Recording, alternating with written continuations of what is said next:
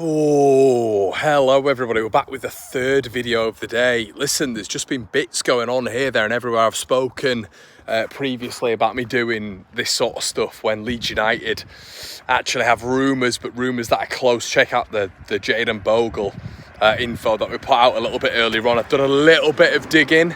Seems like Leeds and Sheffield United are struggling to agree a fee. At this moment in time, when it comes to Jayden Bogle, Sheffield United want a little bit more than what Leeds are proposing at this moment in time, but they are in negotiations right now, so that's your little bit of an update when it comes to Bogle. Another little bit of news of which is, I don't know. Fabrizio Romano has confirmed that Leeds United, and listen, what we're speaking about this morning in terms of the forum updated news, of which seems to be bang on when you look at certain individuals on certain forums who have got, I don't know, are they working at the club? Have they got proper sources at the club? It feels like they have. But even if you're not to trust those people, Fabrizio Romano has reported that Leeds United are going to be selling, it looks like, Glenn Kamara, medical pending, for €10 million now. It's a profit. The interesting thing about this whole thing is Leeds evidently feel that after a season, and Daniel Farke evidently feels like after a season, it's fine us sort of moving him on when it comes to it. So how do I feel about it? Listen, I was a big booster when it came to Glenn Kamara and how happy I was at the start of the season when he came in, the silky smooth operator. I have to say, is this the 49ers' first mistake? If we replace him with Lewis O'Brien, I'll be over the moon. Someone who replicates Glenn Kamara's technical ability, someone who is more of a danger in the opposition box, someone who, in my opinion, is a better ball carrier, someone who is press resistant, someone who is accustomed to this level, and someone who's done it in the Premier League. Lewis O'Brien is the perfect replacement, perfect. And some of you guys will roll your eyes and say, oh, years and years, and it doesn't matter. It doesn't matter if he's been on a short list for 4 or 5 years. Doesn't literally, my French, doesn't mean anything. I was going to swear then, but I deviated away from it. But it doesn't matter. You know, you can have Shea Adams on the shortlist for years. You can have Dan James, as we've seen, on a shortlist for years. Doesn't matter. Leeds are still going to come back round to that if he fits the profile. Lewis O'Brien fits that profile perfectly. But if they don't do that, I think it is a mistake. I think this is the first one of which I'm thinking 49ers. I know some of you will absolutely jump on this because you want the 49ers to fail. But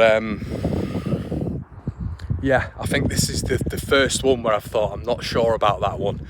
And the reason behind that is because I've always been a big fan of Glenn's responsibility in the midfield. I think the basic profile and someone who does the basic things in that Leeds United midfield is Grueff. I think he's massively overhyped by a lot of Leeds fans. I think he does basic things, but I think a lot of the problems that we see with social media nowadays is when you put big sort of data spreadsheets online and you see a big 98% completion rate when it comes to passes. Everybody thinks, oh wow, what a wonderful player, but it doesn't take into consideration the fact that Grueff's passing success rate is literally side to side and backwards, of which it's not really that explorative when it comes to patterns of play and trends. It's just the most basic thing to do. Whereas Glenn Kamara is the risk taker of that double pivot.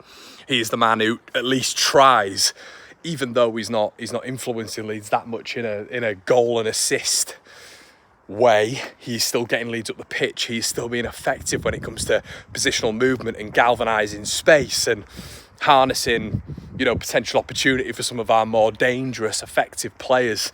I really like Glenn Kamara. He frustrates me at points, but in terms of a footballer with technical ability, this is going to be a hard one to replace. And let me sort of tell you why. Well, this guy was brought in from Rangers, European pedigree, for £5 million. 26, 27 years of age. That is very good value. And when we brought him in, I was a big advocate of it. I thought it was a really good move. You know, we've been rumoured with Glenn Kamara for years, and that backs up my point what I was previously talking about before. It doesn't matter if they've been part of a shortlist previously. There's a likelihood they tick the boxes on the shortlist still going forward.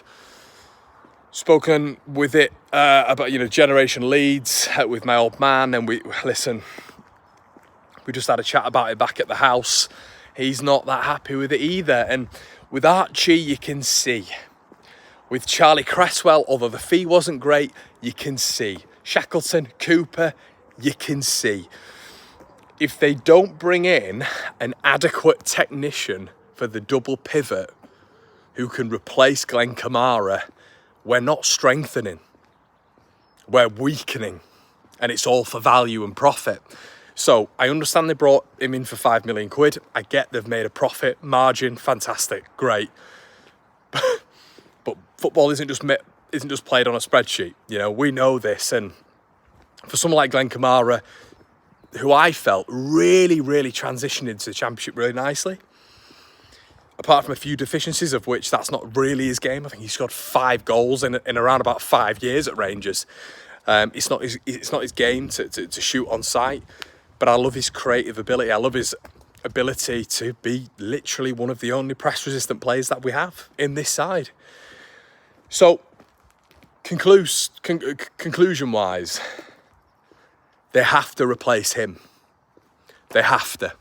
They really, really have to now. I was really enthused earlier on with the Jayden Bogle rumour, and I still am. There's people saying that he's, you know, good game, bad game, whatever, but you literally look at an 80-90% ratio of what Sheffield United fans are saying. I lived in Sheffield with Sheffield United fans for a period of time, as you guys know, that a lot of them loved him. And the setting hasn't been great for him in the past, 2 years. And we know that in the Premier League, when you go up there, you know, you're going to be accustomed to getting absolutely battered week in, week out, or a year of whatever they've been in there. But Bogle's been a massive part, and he is one of their better players, and I'll stick by that. I think his attributes are absolutely seamless for the Championship. My big issue now is going to be Kamara, and it's that replacement. Can you get it right? Who's your profile? Who are you looking at? Ayo Tanaka at Dusseldorf, you know, they've not gone up. Could that be a potential? Yeah, it could. I feel Ayo Tanaka, would he work in a double pivot in the Championship? I don't know. Would he be more of an advanced role? I'd say so. It's Lewis O'Brien for me. It's got to be Lewis O'Brien. But I don't know. I wouldn't have done it. I wouldn't have let Kamara go unless it was a silly bid. But it looks like it's below 10 million euros, everyone. I mean, what are you thinking on this? Is this the first real mistake the 49ers have made? Let me know what you think in the comment section below. Check out the other videos from today. Interesting times. See you in a bit.